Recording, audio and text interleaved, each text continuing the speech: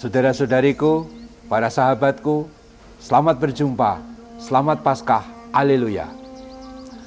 Kali ini saya masih akan melanjutkan perenungan adorasi berkaitan dengan pengalaman para murid ketika berjumpa dengan Tuhan yang bangkit menurut Injil Lukas bab 24.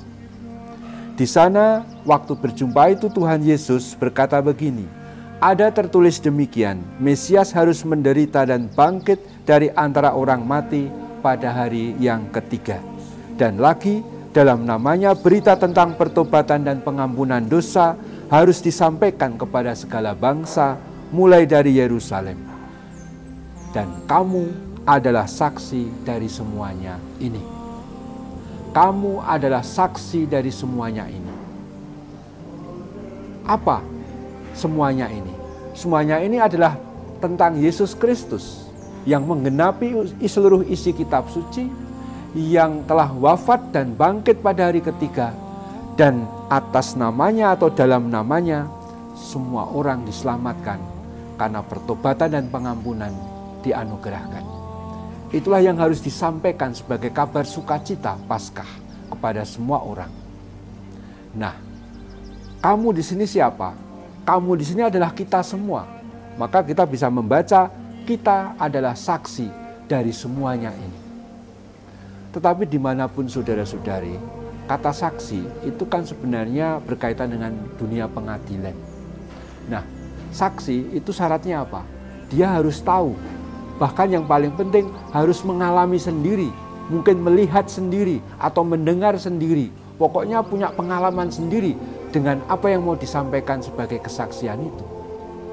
Nah, kita hanya dapat menjadi saksi kalau sudah mengalami Tuhan Yesus yang bangkit, yang sungguh-sungguh juru selamat, yang memberi pengampunan dosa, yang memberikan kepada kita berita kapan orang mengalami belas kasih.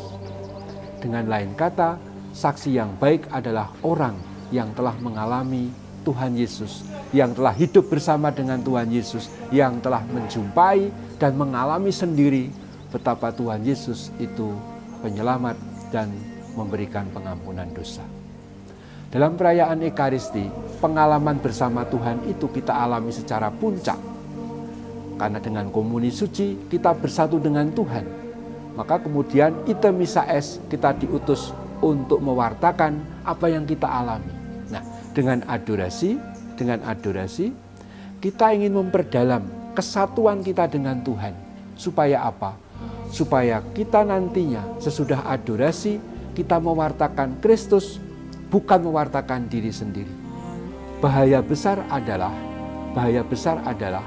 orang-orang mewartakan Injil, mewartakan Tuhan, aktif di gereja, aktif di masyarakat, tapi untuk mencari namanya sendiri.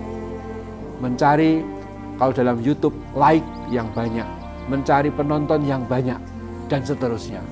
Kalau sungguh orang mengalami Tuhan yang bangkit, seperti diperdalam dalam adorasi, kita akan sama-sama sungguh bisa hanya mewartakan Kristus. Sudah mengalami Tuhan, bersatu dengan Tuhan dalam adorasi, diharapkan kita hanya mewartakan Kristus, menjadi saksi yang baik untuk semua orang. Semoga Tuhan memberkati kita semua. Terpujilah Tuhan kita Yesus Kristus untuk selama-lamanya. Amin.